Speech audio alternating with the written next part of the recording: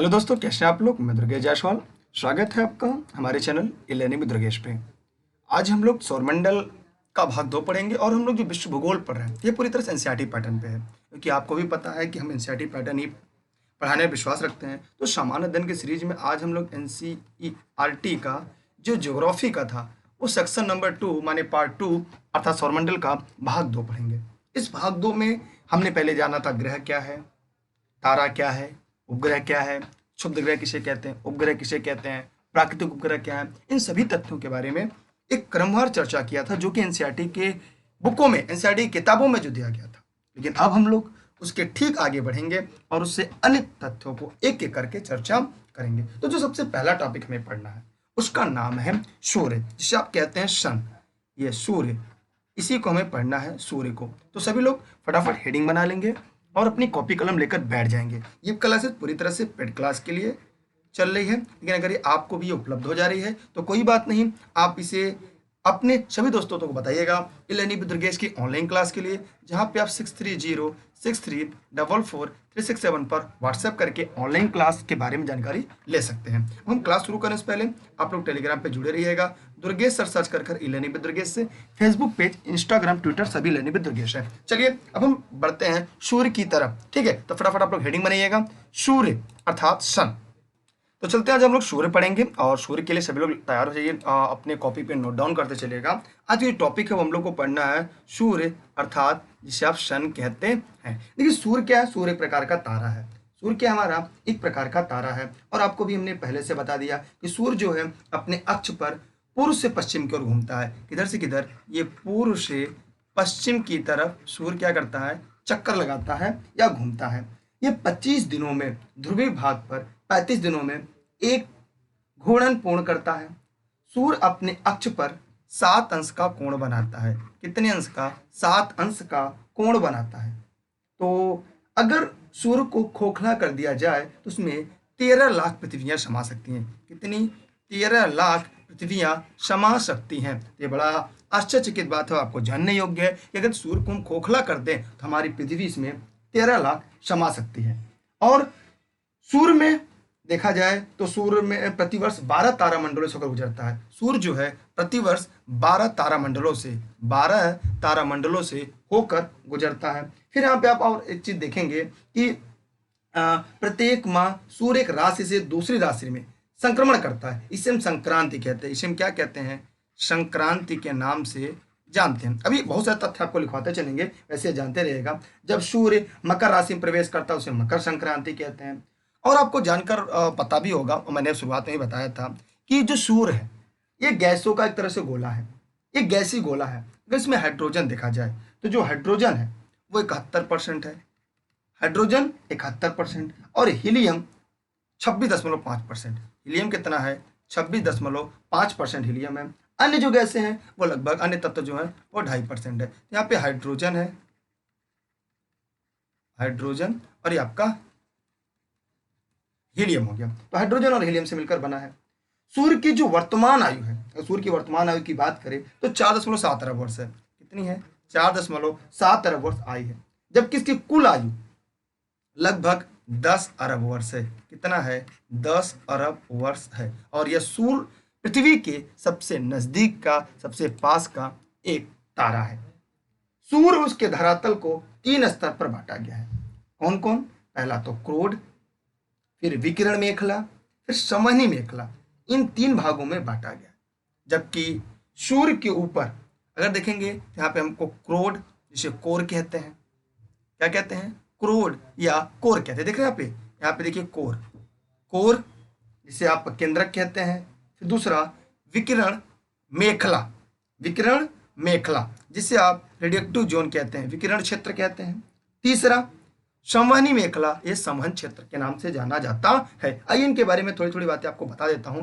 पहले हेडिंग बनेगा internal structure of the सन। यहाँ पे देखिएगा आप लोग, इंटरनल स्ट्रक्चर ऑफ द सन माने सूर्य की आंतरिक संरचना। क्या लिखा आपने, सूर्य की आंतरिक संरचना। इसमें पहला लिखिएगा कोर, जिसे आप केंद्रक कहते हैं। देख रहे हैं कोर, CORE, कोर जिसे आप केंद्रक कहते हैं। देखिए जो कोर होता है ये सूर्य का सबसे केंद्रीय भाग, देख रहे हैं, ये सूर्य का सबसे यहाँ पे केंद्रीय भाग होता है। क्या होता है, ये सूर्य का सबसे केंद्रीय भाग होता है। कैसा भाग? यहाँ पे सूर्य का सबसे केंद्रीय भाग होता है, जिसका तापमान 1.5 गुणे 10⁻70 डिग्री सेल्सियस होता है। इस पर ताप पर परमाणु का विभाजन जो होता है इलेक्ट्रॉनों और नाभिकों में से हो जाता है, जिससे प्लाज्मा का निर्माण हो जाता है। और यहाँ पे नाभिकीय संलयन, सूर्य के केंद्र पर नाभिकीय संलयन होता है, जिससे ऊर्जा प्राप्त होता है। यहीं पर नाभिकीय संलयन होता है। क्या होता है? नाभिकीय संलयन की प्रक्रिया होती है, जिससे सूर्य के पास क्या होती है? उष्मा आती है, ऊर्जा आती है, मतलब हाइड्रोजन टूटकर हीलियम में बदलता है। फिर ये आपके लिए यहाँ पे जो टॉपिक हम लोगों ने पढ़ा वो आपके लिए महत्वपूर्ण था। तो यहाँ से हमने देखा केंद्रक या कोर का काम क्या है। तो एक बार आप देख लीजिएगा, यहाँ पे जो होता है यह सूर्य का केंद्रीय भाग होता है। इसका जो तापमान है 5 गुणे 10⁻70 सेल्सियस होता है। फिर यहाँ पे प्लाज्मा का निर्माण होता है। फिर यहाँ पे आपने देखा कि सूर्य के केंद्र में नाभिकीय संलयन होता है। 4 हाइड्रोजन नाभिक मिलकर एक हीलियम नाभिक का निर्माण करते हैं, और इस प्रकार सूर्य के पास ऊर्जा का स्रोत जो है वो केंद्रक है। इसकी स्क्रीनशॉट ले लीजिएगा। यहाँ तक अगर आपके कॉन्सेप्ट या क्लियर होगा या ये बात आपको समझ में आ गई हो। आगे हम लोग देखेंगे, तो आगे जब हम देखेंगे आगे हमें और कुछ जानने को, पढ़ने को मिलेगा। चलिए देखते हैं क्या है। इसके बाद अगला है आपका विकिरण क्षेत्र। अगला आपको क्या मिलता है? विकिरण क्षेत्र। जो विकिरण क्षेत्र है इसे विकिरण मेखला क्रोड को चारों ओर से ढके हुए, ये क्रोड क्या देख रहे हैं आप यहाँ पी वाली लाइन, ये चारों ओर से क्रोड को जो क्या की है? ढके हुए है। इस मेखला की चौड़ाई 3,82,000 किलोमीटर, 3 लाख ये किलोमीटर है। ठीक है, इसकी जो चौड़ाई है, ब्रीथ जो है वो इतनी है। क्लियर? फिर क्रोड में जो उत्पन्न ऊर्जा वाहक फोटान है, यहाँ पे जो ऊर्जा वाहक है वो क्या है आपका? वो आपका फोटान है। वो क्या आपका? फोटान है। वो आपका क्या है? फोटान है। एक्स तथा गामा किरणें इसकी सघन गैसीय मेखला से होकर गुजरती हैं। कहां से? ये यहां से होकर। ठीक, एक्स तथा गामा किरणें। फिर अगला है आपका, यहां से स्क्रीनशॉट चाहे तो ले लीजिएगा आप लोग, जो भी साथी लाइव देख रहे हैं, क्योंकि इसे रीच करने जा रहे हैं। फिर आगे हम लोग देखेंगे, एक लास्ट बचता है संवहन क्षेत्र। संवहन क्षेत्र को भी हम लोग पढ़ लेते हैं, हेडिंग बनेगा कम संवहन क्षेत्र। संवहन क्षेत्र में आपको क्या क्या पढ़ना है? बहुत ही आसान में, ये विकिरण मेखला को घेरे हुए, ये जो विकिरण मेखला है वह इसको क्या हुआ? पीला वाला हिस्सा देख रहे हैं, इसको घेरे हुए है। और इसकी जो मोटाई है वह 1.39 लाख किलोमीटर है। 1.39 लाख किलोमीटर है। और ये समनी मेखला तीसरे स्तर का निर्माण करती है। देखिए, एक स्तर, दूसरा स्तर, ये तीसरे स्तर का, फर्स्ट, सेकेंड, थर्ड, ये तीसरे स्तर का निर्माण करती है। कोशिकाओं से निर्मित इस मेखला में नीचे बड़ी तथा ऊपर छोटी कोशिकाएं पाई जाती हैं। नीचे बड़ी कोशिकाएं, ऊपर छोटी कोशिकाएं पाई जाती हैं। और इन्हीं कोशिकाओं से होकर सौर ऊर्जा जो होती है वो बाहर निकलती है। जो सौर ऊर्जा है यहीं से बाहर निकलती है। कहाँ से? संवहन क्षेत्र से ऊर्जा बाहर निकलती है। तो मैं उम्मीद करता हूं यहाँ से आपको जो समस्या थी, जो प्रश्न थे, वो आप लोग को धीरे धीरे समझ में आ रहा होगा, धीरे धीरे क्लियर हो रहा होगा कॉन्सेप्ट। आइए अब हम लोग कुछ और तथ्य पढ़ेंगे। सूर्य के धरातल के ऊपर 3 प्रकार के मंडल पाए जाते हैं। जी, इसके स्क्रीनशॉट ले लीजिएगा। और टेलीग्राम पे आप सभी जो भी लाइव देख रहे हैं वो दुर्गेश्वर सर्च करके इलेनी में दुर्गेश पे जुड़ेंगे। और ऑनलाइन क्लास के लिए 6306344367 पर online class, notes, video lecture, practice set, marathon class, इसके लिए आप इस पर व्हाट्सएप करके जानकारी ले सकते हैं। अब हम लोग पढ़ेंगे प्रकाश मंडल। एक इसमें आता है प्रकाश मंडल। तो प्रकाश मंडल देख रहे हैं कहाँ पे? प्रकाश मंडल, जिसे हम फोटोस्फीयर कहते हैं। देखिए, फोटोस्फीयर, इसे हम प्रकाश मंडल कहते हैं। माने सूर्य के धरातल के ऊपर 3 मंडल है। एक है आपका फोटोस्फीयर, क्या है? फोटोस्फीयर। दूसरा आपका है वर्णमंडल। दूसरा क्या है? वर्णमंडल, जिसे आप क्रोमोस्फीयर कहते हैं।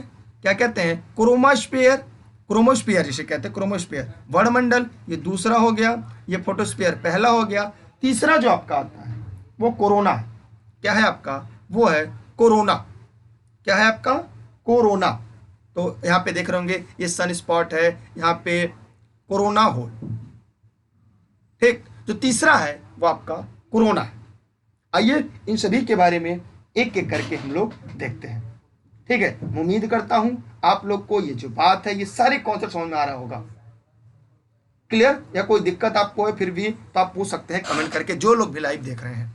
चलिए एक एक करके पढ़ते हैं। पहले लोग पढ़ेंगे, पहले डालेगा फोटोस्फीयर, पहले हेडिंग डालेंगे फोटोस्फीयर। जब फोटोस्फीयर आप हेडिंग डालेंगे तो इसको लिखेंगे प्रकाश मंडल, इसे हिंदी में कहते हैं प्रकाश मंडल।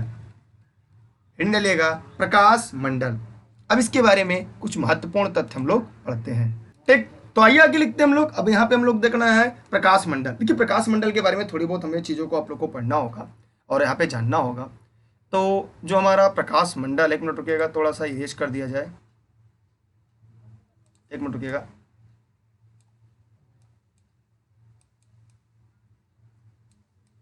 एक मिनट रुकिएगा, इरेज कर दिया जाए सब, तो फिर आपको पढ़ाया जाए, अच्छे से समझाया जाए। चलिए हमें पढ़ रहे थे हम लोग फोटोस्फीयर। फोटोस्फीयर पढ़ रहे थे। फोटोस्फीयर को हम क्या कहते हैं? प्रकाश मंडल के नाम से जानते हैं। जो संवहनी मेखला है, देख रहे हैं, जो संवहनी मेखला की सतह अर्थात सूर्य के धरातल से, इसे प्रकाश मंडल कहते हैं। इसका जो तापमान होता है, एक एक करके लिखते चलिएगा, वो 6000 डिग्री सेल्सियस होता है। प्रकाश कई रंगों से बना है, जिसमें से कुछ रंग प्रकाश मंडल द्वारा अवशोषित कर लिए जाते हैं। प्रकाश जो है कई रंगों से मिलकर बना है, लेकिन ये फोटोस्फीयर जो है, ये प्रकाश मंडल कुछ रंग को अवशोषित कर लेता है। जहां जहां प्रकाश मंडल द्वारा रंगों का अवशोषण होता है वहां काली रेखाएं दिखाई देती है। वहां पे क्या दिखाई देती हैं? काली काली रेखाएं देखने को मिलती हैं। इन रेखाओं को फ्राउनहोफर कहते हैं। लिख लीजिएगा, जो काली रेखाएं होती हैं उन्हें फ्राउनहोफर कहते हैं। और सौर कलंक इस मंडल में ही पाए जाते हैं। सन स्पॉट इसी मंडल में पाए जाते हैं। यहीं पर क्या पाए जाते हैं? सौर कलंक इस मंडल में पाए जाते हैं। और प्रकाश मंडल के सूर्य के धरातल निकटतम कुछ 100 किलोमीटर में वायुमंडल भी पाया जाता है। इसी के आसपास, इसके कुछ किलोमीटर में ही वायुमंडल भी पाया जाता है। तो यहाँ पे हमने देखा कि इसे फोटोस्फीयर कहते हैं, इसे प्रकाश मंडल कहते हैं। इसका जो तापमान होता है 6 डिग्री सेल्सियस होता है। प्रकाश कई रंगों से बना होता है, लेकिन इसका जो कुछ रंग होता है वह फोटोस्फीयर द्वारा अवशोषित कर लिया जाता है। ठीक है, और नवीनतम जो शोध हुआ है उसके अनुसार सौर कलंक की उपस्थिति पृथ्वी पर जलवायु की दशा को बहुत हद तक प्रभावित करती है। जो पृथ्वी की वायुमंडलीय दशा है ये सौर कलंक से प्रभावित करती है। जेट स्ट्रीम हवा को प्रभावित करती है। तो इस प्रकार हम लोगों ने देखा कि जो सौर कलंक होती है वो यहीं पर होती है।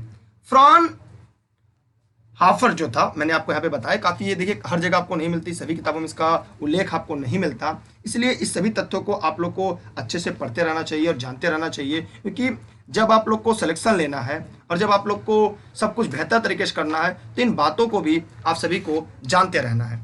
फ्राउनहोफर क्या है? एक बार आप लोग जितने लोग वीडियो को लाइव देख रहे हैं वो केवल कमेंट करके बताएं कि फ्राउनहोफर क्या है।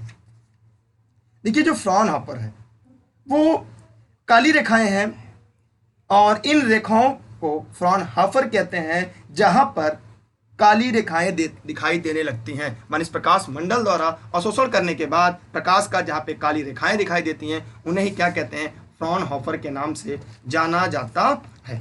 अब यहां से हम लोग आगे देखेंगे, अगला जो आपका है उसे कहते हैं वर्णमंडल। क्या कहते हैं? वर्णमंडल। इसे हम क्रोमोस्फीयर कहते हैं। इसे क्या कहते हैं? वर्णमंडल। पहले इसके ऊपर वाले के स्क्रीनशॉट ले लीजिएगा, तब हम लोग पढ़ेंगे। इसे कहते हैं वर्णमंडल, क्रोमोस्फीयर। यहाँ इसे कहते हैं, एक वेट, इसे कहते हैं वर्णमंडल।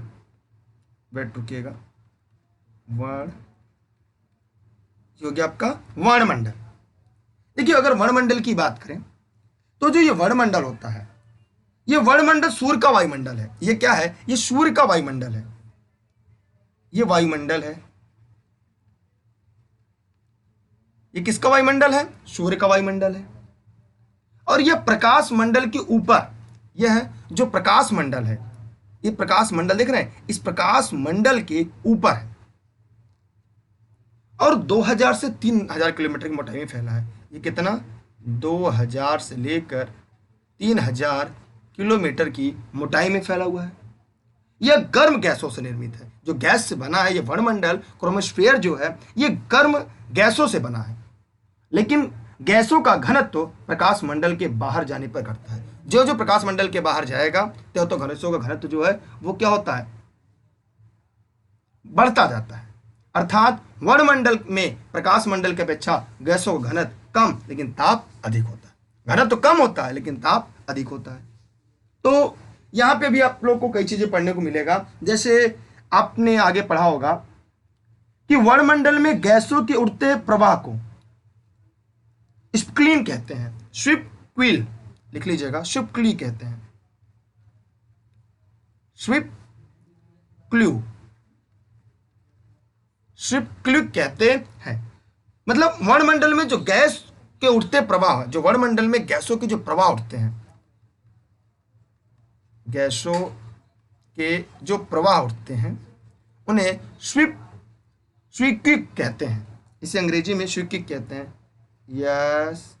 SPICULE, स्विक्विल कहते हैं। जो कोरोना तक पहुंच जाती है, जो कहां तक पहुंचती हैं, कोरोना तक, देख रहे हैं, जो कोरोना तक पहुंच जाती है। कभी कभी इस मंडल में तीव्र गहनता का प्रकाश उत्पन्न होता है, जिसे सौर ज्वाला कहते हैं। जिसे क्या कहते हैं, यहीं पे तीव्र गहनता का प्रकाश उत्पन्न होता है, जिसे हम सौर ज्वाला के नाम से जानते हैं। क्या कहते हैं, उसे सौर ज्वाला कहते हैं, सोलर फ्लेयर कहते हैं। इस ज्वाला जो होती है, सौर ज्वाला जो होती है, उसमें यक्स तथा गामा किरणें निकलती हैं। इसमें पदार्थ का औसतन 800 किलोमीटर प्रति सेकंड की दर से बाहर फेंका जाता है। लिखिएगा, 800 किलोमीटर प्रति सेकंड की दर से पदार्थ को बाहर की तरफ फेंका जाता है। और वायुमंडल का प्रारंभ प्रकाश मंडल की ऊपरी परत से होता है, जहां पे ऋणात्मक हाइड्रोजन कम हो जाते हैं। आइए यहां से कुछ बातें बताएं जो ये सौर ज्वाला। आइए इसको पहले स्क्रीनशॉट इसका ले लीजिएगा ताकि आप थोड़ा सा साफ हो जाए डिस्प्ले, ताकि और अच्छे से समझ में आए। ले लिया आपने। देखिए यहाँ पे जो सौर ज्वाला निकलती है, यहां से क्या निकली, सौर ज्वाला। जो सौर ज्वाला निकलती है, ये सौर ज्वाला जब पृथ्वी की कक्षा के पास पहुंचती है, कभी कभी वहां से निकलती है और पृथ्वी की कक्षा के पास जब पहुंचती है, तो फिर वहां पहुंचने के बाद ये हमारी पृथ्वी के पास पहुंचती है। जैसे हमारी पृथ्वी हो गई, ये इसका 0 डिग्री हो गया। यहां पहुंचने पर टकराती है, कुछ उत्तरी गोलार्ध की तरफ जाती है, कुछ दक्षिणी गोलार्ध, माने कुछ नॉर्थ में जाती है और कुछ साउथ में। जो नॉर्थ में जाती है उसे अरोरा, जो उत्तरी ध्रुव की तरफ जाती है उसे अरोरा बोरियालिस कहते हैं। लिख लीजिएगा, अरोरा ना, रुक जाइए, इसे औरोरा कहते हैं ना, अरोरा नहीं, औरोरा ये हो जाएगा आपका औरोरा बोरियालिस, अरोरा बोरियालिस कहते हैं। ये पूरा ल है, अरोरा बोरियालिस कहते हैं। जबकि दक्षिण में जो जाता है उसे अरोरा ऑस्ट्रेलिस कहते हैं। जो दक्षिण तरफ जाता है उसे अरोरा ऑस्ट्रेलिस कहते हैं। देखिए जब ये सौर ज्वाला आती है, यहाँ पे 0 डिग्री टकराती है, मतलब टकराती नहीं, इसके ऊपर एक अभी बताएंगे जब हम लोग पृथ्वी पढ़ाएंगे, इसके चारों तरफ एक मैग्नेटिक 400 किलोमीटर घेरा होता है। यहाँ पे सौर ज्वाला पृथ्वी की गुरुत्वाकर्षण शक्ति की वजह से यहाँ पहुंचती है। फिर हम 2 भागों में जाती है, उत्तरी और दक्षिणी। जो उत्तरी ध्रुव की तरफ जाती है उसे अरोरा बोरियालिस कहते हैं, जो दक्षिणी ध्रुव की तरफ जाती है उसे अरोरा ऑस्ट्रेलिस कहते हैं। यह चमक 75 से, यह जो चमक होती है इसकी, यह 75 से लेकर 300 किलोमीटर की ऊंचाई तक दिखाई देती है। 75 से 300 किलोमीटर की ऊंचाई तक दिखाई देती है। अब जैसे आपने पढ़ा होगा कि ध्रुवों पर 6 महीने के दिन होती है और 6 महीने की रात होती है। और जब 6 महीने के दिन होती है, 6 महीने की रात होती है, तो वहाँ के लोग कैसे देखते हैं? तो जी हाँ, वहाँ के लोग जो देखते हैं उसका सबसे बड़ा काम यह है क्या, कि अरोरा बोरियालिस और अरोरा ऑस्ट्रेलिस, इसी के प्रकाश की वजह से वहां पे लोग देख पाते हैं। इसलिए आप सभी लोग इस तथ्य को, इन सभी टॉपिकों को जानते रहिएगा। इसकी स्क्रीनशॉट ले लीजिएगा। अब हम लोग को पढ़ना है कोरोना। कुछ दिन पहले आप लोगों ने कोरोना के बारे में सुना होगा। कोरोना से भारत में पहली लाकबंदी हुई, लॉकडाउन हुआ, ट्रेनें बाधित रही, प्लेन बाधित रहा, बसें बंद हो गई। तो आज उसी के बारे में उसी से कोरोना को पढ़ेंगे कि उसके छायाचित्र के नाम पर कोरोना जैसा वायरस दिखता है, इसलिए उसका नाम कोरोना पड़ा था। चलिए इसकी स्क्रीनशॉट ले लीजिएगा, उसको भी हम लोग पढ़ लेते हैं। ठीक है, चलिए आपको दिखाई दे रहा होगा यहाँ पे कोरोना, जिसे प्रभामंडल कहते हैं। तीसरा पढ़ना है, जिसे कोरोना या प्रभामंडल कहते हैं। इसे कोरोना को ही प्रभामंडल के नाम से जाना जाता है। यह जो सूर्य के वायुमंडल का सबसे बाहरी आवरण है, जो वर्णमंडल के ऊपर पाया जाता है। इसका विस्तार कई मिलियन किलोमीटर तक पाया जाता है। बाहर की ओर यह क्षीण होकर आयन तथा इलेक्ट्रॉन की पवनों से परिवर्तित होता रहता है। और जो सौरमंडल से होकर प्रभावित होने वाली इस पवन को सौर पवन या सोलर विंड कहा जाता है। कोरोना से लाल रंग की लपटें, चाप का निर्माण होता है। मोस्ट इंपॉर्टेंट है, यहाँ से लाल रंग की जो लपटें होती हैं चाप की तरह, उसी का निर्माण होता है। कोरोना में प्रवेश करते, जिसे हम प्रोमिनेंस कहते हैं। इसकी इतना आप लोग को नहीं लिखना है। तो चलिए यहाँ तक जो सूर्य के बारे में था वो हमने आपको बता दिया, समझा दिया। कुछ महत्वपूर्ण तथ्य हैं जो अगर आप लिखना चाहें तो लिख लीजिएगा। जैसे एक तथ्य आपका है कि सूर्य से जो पृथ्वी की अधिकतम दूरी है, अगर अधिकतम दूरी कहेगा, अगर जैसे अधिकतम दूरी अगर सूर्य से पृथ्वी की जो अधिकतम दूरी से अगर हम प्लस बताएं तो यह है 15.21 करोड़ किलोमीटर। 15.21 करोड़ किलोमीटर है। ठीक, अगर हम देखा जाए पृथ्वी से मध्यम दूरी, अगर बराबर देखा जाए इक्वल दूरी कितनी है तो 14.98 करोड़ किलोमीटर है। अगर देखा जाए सबसे न्यूनतम दूरी कितनी होती है तो 14.70 करोड़ किलोमीटर है। माने पृथ्वी से सूर्य की अधिकतम दूरी 15.21 करोड़ किलोमीटर है। और औसत दूरी अगर पूछा जाए तो 14.98 लगभग मतलब 15 करोड़ किलोमीटर है, जबकि वहीं न्यूनतम 14.70 करोड़ किलोमीटर न्यूनतम है। ठीक है, अगर पृथ्वी का प्रकाश, सूर्य का प्रकाश पृथ्वी तक 500 सेकंड में पहुंचता है। कितने में? 500 सेकंड, अर्थात 8 मिनट 16 सेकंड। कहीं 18 सेकंड मिल जाता है, कहीं 14 सेकंड मिल जाता है, तो लगभग ये 500 सेकंड में पहुंचता है। यदि सूर्य को खोखला कर दिया जाए तो उसमें 13 लाख पृथ्वियां समा सकती हैं। सूर्य के जो सतह का तापमान 6000 डिग्री सेल्सियस होता है, ये भी आपको दिखा दिया। सूर्य की आयु जो है वो 5 बिलियन वर्ष है। सूर्य का जो परिक्रमण काल है वो 25 करोड़ वर्ष है। ठीक, अब जैसे प्रकाश वर्ष, देखिए सूर्य की जो चाल है, अगर सूर्य के प्रकाश की चाल, तो अगर आप लिखना चाहे लिख लीजिएगा, प्रकाश की चाल 2 होती है। ये प्रकाश की जो चाल होती है वो होती है 3 गुणे 10⁵ कर दिया तो किलोमीटर प्रति सेकंड हो गया। अगर इसे मीटर प्रति सेकंड करना है तो 3 गुणे 10⁸ मीटर प्रति सेकंड हो जाएगा। ये प्रकाश की चाल हो जाएगी। अगर एक प्रकाश वर्ष पूछा जाए, इसकी स्क्रीनशॉट ले लीजिए पहले, जितने लोग लाइव देख रहे हैं वीडियो को, वे सभी लोग इसकी स्क्रीनशॉट ले लें। उसके बाद तब हम लोग आगे बताते हैं कि अगर हम एक प्रकाश वर्ष की बात करें तो वो आप लिख लीजिएगा, एक प्रकाश वर्ष बराबर 1 लाइट ईयर बराबर 9.45 गुणे 10⁻13 किलोमीटर बराबर 1 प्रकाश वर्ष होता है। जबकि एक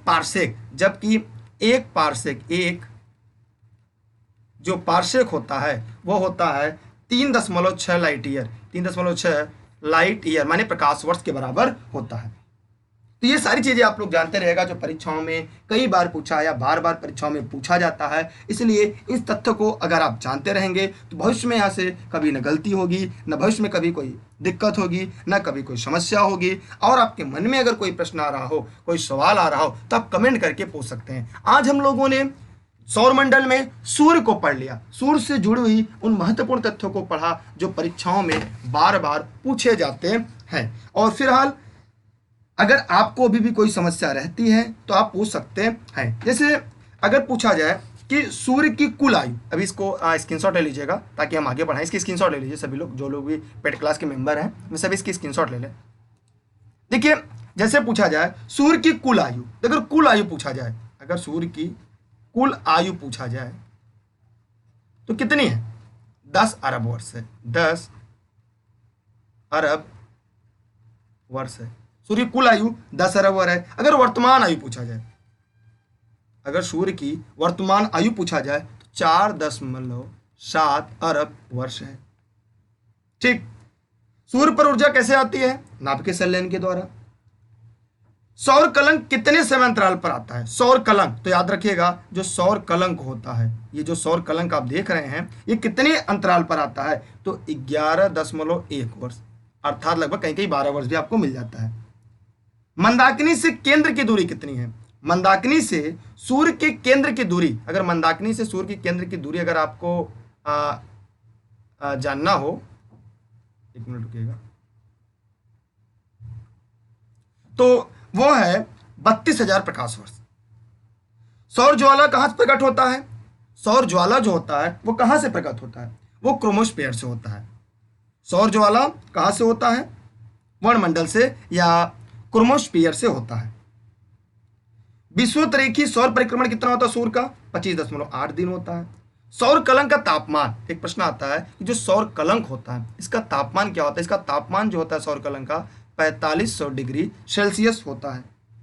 सौर कलंक कहां से प्रकट होता है? तो ये फोटोस्फीयर से होता है, प्रकाश मंडल से होता है। तो यहां पे हम लोगों ने सूर्य से जुड़ी हुई उन बहुत महत्वपूर्ण तथ्यों को पढ़ लिया। ठीक है, जो पृथ्वी या से जुड़े हुए प्रश्न बार बार पूछे जाते हैं। यदि फिर भी आपके मन में कोई प्रश्न आ रहा हो, कोई समस्या आ रही हो, तो आप बेहिचक पूछ सकते हैं। लेकिन उम्मीद करते हैं कि अब यहाँ से आपके मन में कोई प्रश्न नहीं आ रहा होगा, क्योंकि जो मेन महत्वपूर्ण प्रश्न थे वो भी मैंने आपको बता दिया। बाकी जब हम लोग प्रैक्टिस सेट की सीरीज शुरू किए थे, जो आप लोग को प्रैक्टिस सेट की सीरीज जो निःशुल्क में आप लोग को मिली थी, वहाँ से एक बार आप उसे देख लीजिएगा, ताकि पढ़ने के बाद जब आप प्रश्नों का उत्तर देंगे तो वहाँ से आपको कोई समस्या ना होने पाए। और इस वीडियो पे आप अंत तक बने रहें, जहाँ पे आज हम लोगों ने सौर मंडल में केवल सूर्य को पढ़ा और सूर्य से जुड़े हुए महत्वपूर्ण तथ्यों को पढ़ा। और ये सामान्य अध्ययन की भूगोल, विश्व भूगोल में एक महत्वपूर्ण तथ्यों में से एक है, जो हमने एनसीईआरटी के अलावा अन्य किताबों का सहारा लेकर आपको ये पढ़ाया है। इसमें एनसीईआरटी कक्षा 11-12, कक्षा 9, कक्षा 7, इन सभी की एक अग्रणी भूमिका रही है। उसके साथ साथ आप लोग अगर टेलीग्राम पे नहीं जुड़े हैं तो सभी क्लास की नोटिफिकेशन आपको टेलीग्राम पे मिलेगी, जहाँ पे दुर्गेश सर सर्च करके ई-लर्निंग विद दुर्गेश से जुड़ सकते हैं। और ऑनलाइन क्लास के लिए 6306344367 पर व्हाट्सएप करके आप online class, notes, video lecture आदि के लिए आप हमारे साथ जुड़े रह सकते हैं। इसके बाद सूर्य एक तारा है, पृथ्वी के सबसे नजदीक का तारा सूर्य है। तो दूसरा प्रश्न है कि पृथ्वी के सबसे नजदीक सूर्य के बाद कौन सा तारा है? इसका जवाब कमेंट बॉक्स में दीजिएगा। इसके बाद हम लोग पढ़ेंगे सूर्य के साथ के 8 ग्रह, जिससे मिलाकर हमारा सौर मंडल होता है, जिसे हम सौर मंडल कहते हैं। इसी के साथ आप सभी साथियों को बहुत बहुत धन्यवाद। अगर आपको वीडियो बेहतर लगा तो लोगों तक पहुंचाइएगा। अगर आपने भी लाइक नहीं किया तो लाइक करिएगा और अपने सभी दोस्तों तक बताइएगा। ई-लर्निंग विद दुर्गेश की जीएस की जो महागाथा सीरीज चल रही है उसमें जुड़ने के लिए बहुत बहुत धन्यवाद। Best of luck. जय हिंद, जय भारत।